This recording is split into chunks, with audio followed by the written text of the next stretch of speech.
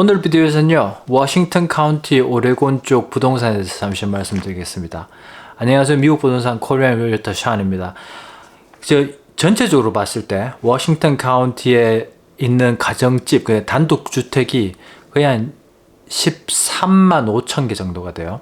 그 중에서 지금 집 나와 있는 집하고 지난 2주 동안 팔린 집 다 합해도 한 900개 정도.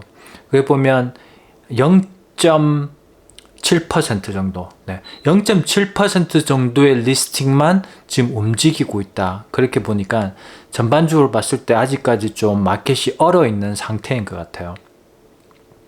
반면에 제가 힐스보로에 지난주에 리스팅 올렸던 거는 오픈하우스 하고 난 다음 날 멀티플 오퍼를 받았어요. 오퍼를 3개를 받았어요.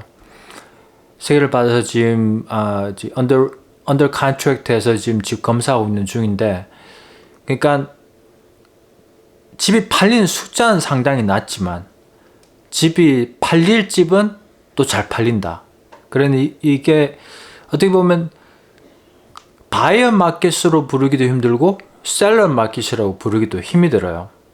그 셀러 마켓하고 바이어 마켓 구분하는 점은 보편적으로 이제 집 팔릴 그 인벤토리가 6개월치 정도 있으면 그걸 기준으로 해서 더 많이 쓴 바이어즈 마켓, 그거보다 적게 있으면 셀러즈 마켓 그러는데요. 그게 너무 오래된 용어라서 옛날에 리스팅 나오면 책 프린트 해가지고 MLS 책으로 팔 때, 그러니까 2000년도 그 이후에 나온 그런 어떤 용어이기 때문에 현실하고는 좀 안 맞는 것 같아요.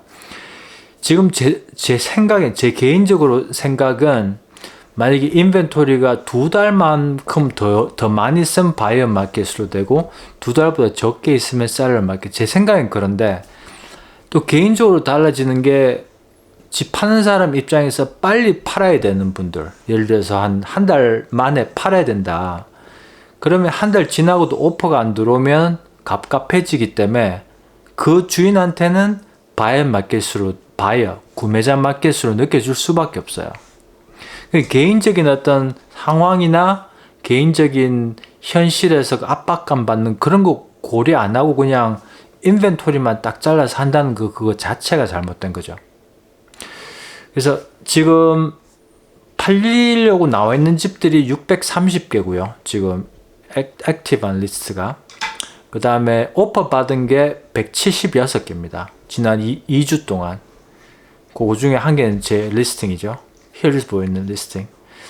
그 다음에 99개가 지난 2주 동안 팔렸어요. 그래서 오퍼 받은 숫자가 거의 한 70-80% 팔린 거에 비해서 더 높게 나온다는 이야기는 이제 봄 마켓이 천천히 시작되고 있다는 겁니다. 오퍼 받은 집 중에 평방 피트당 평균치 값은 297불, 그 다음에 현재 매물 나와 있는 거는 321불, 평방 피트당. 팔린 집은 303불. 그 다음에 맨 처음에 리스팅 프라이스로 했을 때 팔린 가격 평방 피트당 평균치는 거의 한 95%. 그러니까 100만 불짜리 집이 나오면 팔릴 때는 한 95만 불에 팔린다. 그렇게 생각하시면 될 것 같고요. 오퍼 받는 데는 지금 평균적으로는 한 달 반에서 2달 정도 걸릴 수도 있다. 그렇게 보시면. 근데 이게 아까도 말씀드렸지만 어떤 집들은 빨리 팔리고 어떤 집들은 전혀 안 팔리고, 왜 그럴까요? 그 가격 책정하는 것도 그렇고 집마다도 다 틀리고 집 주인들의 어떤 상황이나 원하는 것도 다 다르고 구매자 숫자도 다 다르고 그렇기 때문에 그런 거예요. 그래서 지금 워싱턴 카운티 같은 경우에는 어떻게 보면 인텔, 나이키, 세일스포스 그런 회사에서 인원 감축하는 그런 소식들이 계속 나오고 있는 상태에서 제 주변에도 렌트로 나가는 집들이 많이 보입니다. 지금 집을 지금 팔면 돈을 잃는다는 거를 좀 이렇게 느끼시는 분들은 렌트로 돌리시고, 그런 거 생각 없이 그냥 팔고 나가야 되는 분들은 이제 집을 팔고 계시는데, 제가 봤을 때 전반적으로 지금 워싱턴 카운티하고 베탄 이쪽은 마켓이 약간 돈을 약간 잃는 추세로 그렇게 가고 있어요. 근데 반대로 봤을 때 지금 매물 나와 있는 숫자가 아직까지 많이 낮기 때문에 이 매물 나온 숫자가 더 많이 올라가기 전에는 전 사이에는 어떻게 보면 집 팔기 그렇게 나쁘진 않다. 그렇게 보여집니다. 만약에 이번 해에 꼭 집을 팔고 나가셔야 되는 분 같으면 제 생각엔 봄 마켓이 지금이 좋을 것 같아요. 한 가지 더 좋아질 수 있는 방법은 Fed Chairman 케빈 월시라는 사람이 이제 세니트에서 통과되고 정말 그 Fed Funds Rate를 완전히 1% 더 이상 잘라버리게 되면 모기지 이자율이 낮아질 확률이 높기 때문에 이번 6, 7, 8월 정도에 이자율이 떨어질 가능성이 높죠. 그렇게 되면 그때 가면 돈을 좀 더 받고 팔 수는 있는데 이게 어떻게 보면 약간 좀 갬블인 것 같아요. 약간 도박인 것 같아요.